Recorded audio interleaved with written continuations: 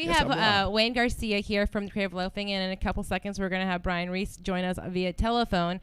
But Wayne, before we get to Brian, we want to talk to you about the cover story, political cartoons. Political cartoons, yeah. There used to be these Did things. you get off on that cover story? Because that's kind of your thing. Yeah, it really is. I did like it. Actually, it made me sort of sad because it made me remember there was a time in this country when we actually had things called newspapers. You remember what they used to be like? Yes, I heard about those. They would leave like black ink on your I hands. heard about the rumors. Look, you know, I was reading this story, and to me, the most amazing thing about the decline of political cartooning in America is that in the early 1980s there were 200 editorial cartoonists working at daily American newspapers.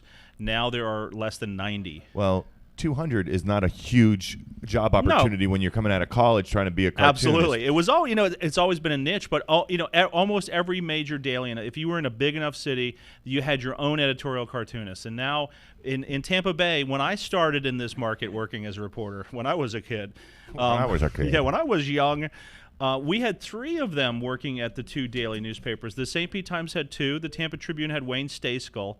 Now we have 0.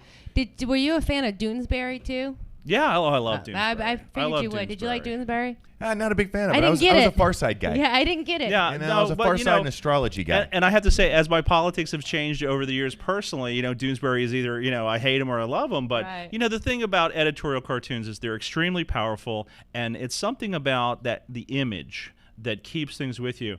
I remember well, and I'm going to credit it to Wayne Stayskull, so if I'm wrong, I'll have to write in my column I was wrong. No sweat. Wouldn't be the first time. This wonderful cartoon about how Floridians really wish the interstate system worked. And it showed the interstate roads coming down to the border from Georgia and making a U-turn and going back up. And to me, I still don't think I've read anything that captures the dichotomy of living in Florida. We all moved here from somewhere just about. And we all wish that somebody would shut the door behind us, you know. So we loved moving here, but we don't want anybody else to move here. Yeah, but enough's enough. An editorial cartoon says that really, really perfectly. So I'm sorry. Well, no, I go ahead. What were you going to say? The demise of it is nobody wants to see it anymore? No, you know, the demise is money. It's all about money. I talked to the Tampa Tribune.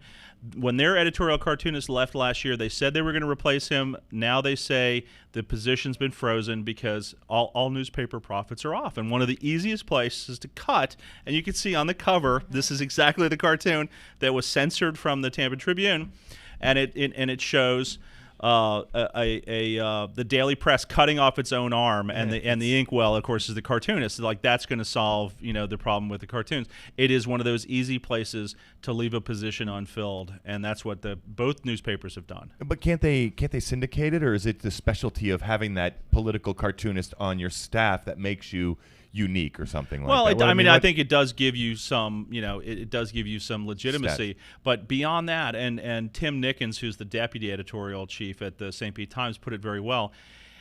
You can get plenty of national cartoons still. I mean, they're out there and they're on the internet. And you can see them in the New York Times or whatever. But what you can't get is somebody to do a local cartoon. And I talked to him on the day after Joe Redner lost the race, and he said, here's a great example. I'm sitting here today, and I have nobody to draw a cartoon about the Tampa City Council race. Which would have been hysterical. It would have been very funny. It would have been very topical. It would have said something that none of the print stories could have said, and we don't have anybody who can do it. And I think that's sad. You know, I'm switching subjects a little bit because I know we have Brian on the phone. Now, Rob, didn't you last week spend some time with Brian eating some pizza? Brian who? Brian the... I'm here. Brian?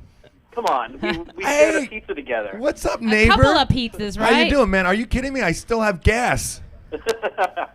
Just think if you'd eaten 64 of them. I can't imagine. Listen, you know, we I don't know if you've been to creativeloafing.com recently. However, that video of you and your blurred face is on the web, and as Creative Loafing is stepping up their web presence, they're stepping up and putting more video. So I highly recommend that you tell all of your friends and everybody out there logs on to creativeloafing.com and checks out the video you guys got going on out there. I always tell my friends that. You know what, Brian? We got to the final seeds, right? We got to the finals of the 2 teams. We had Johnny, what was it? Johnny what? Joey Brooklyn. Joey Brooklyn's and Cappy's.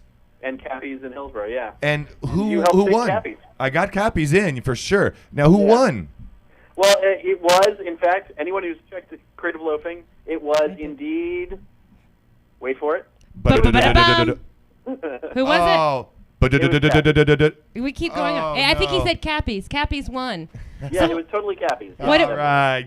There you go. Congratulations, Cappies. And they probably get some memorabilia of a plaque or something, wouldn't you think? They're going to get my colon soon. Oh, good. That'll be fun. Bronze.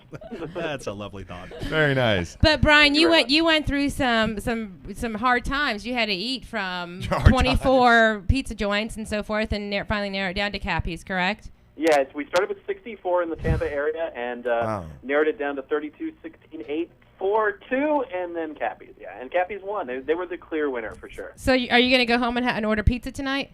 You know, it's so funny because throughout the whole process, I still ate pizza on my own sometimes. That's awesome. It's sort of creepy. Hey, Brian, listen, I really had a good time that day going out there and mowing on some pizza with you. And unfortunately, we don't have a picture of you up online here right now because you need to stay a little anonymous in the job that you do. So I'm sorry we didn't put a voice change on you, too. You know what I'm saying?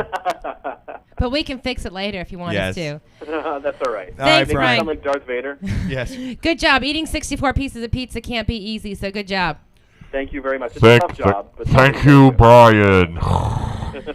You know, Wayne, you also had an exciting yesterday meeting Rudy Giuliani. Yeah, I got to meet the mayor, America's mayor. America's the mayor. The America's mayor mayor. of New York. He's Is that a the lovely 9/11? man.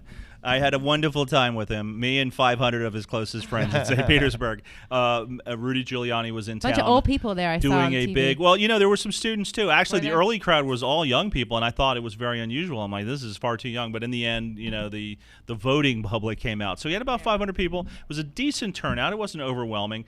And, you know, it's funny, one of the questions he got after his speech was, how do you pace, the campaign is already in earnest right now, and how do you pace it from here, you know, the 18-plus months it's going to take to get to the finish line? And he said it really is two different races. It's from now to February, and that's the primaries will determine, and it's a totally different race. And for a journalist, and I think for people who are voting, the most interesting part of this race is now. It's from now to February, because after that, it's just going to really be ugly and like, you know, down in the trenches, dirty warfare. But he did a pretty good job. He sounded very, I put on my blog today that he gave the Jack Bauer speech. He sounded like he was ready for an episode of 24. Cool. It's all about fighting the terrorists. I got a question for you, though. I mean, you know, being the political whore that you are. Indeed. And following everything breath by breath by the candidates and everything throughout the primaries and everything. What do you think about the online presence, the video online, the blogs, and all that stuff? What does it hurt or help, or what is it doing for Or even that the political races? Did you see that Hillary Clinton commercial that Apple had done a couple of years Yeah. ago? Yeah, well, you know, it really has changed everything. The Apple commercial showed that one person can alter the direction of a campaign and the national attention. But more than anything else, I think what it's doing is it's exposing a lot of flip-flop on positions, because if you say you're for something now and an old video comes up and ends up on iTube, you look really bad. Is that good for democracy? Because, you know, some people legitimately change their positions over time. But we have a couple of people in this race who've had major conversions of where they stand politically. And Or I'm like thinking of abortion John and Edwards that and kind of Mitt stuff. Romney being the two. And you know, they need to answer to the voters. So I think this accountability. More information is good. But we're starting to get buried under it. You know, I have a quick, Michael, we have to wrap this up, but I have a quick question for you now. A couple of weeks ago, John Edwards' wife is ill again. Yeah. Do you think that they came out on purpose to get the tear-jerking people sympathy votes out? Yeah, I don't think they came out on purpose to do that, but Well, that was the effect. The effect was to humanize him and make him very real. It was, you know, it was not a political issue, and so they got to see what all candidates hope they show to the voters themselves as human beings, compassionate, real human beings, not just some kind of, you know, spinning Politico. Thank you very much, Wayne. Always a pleasure to have you here Good as to be usual. here. Yeah.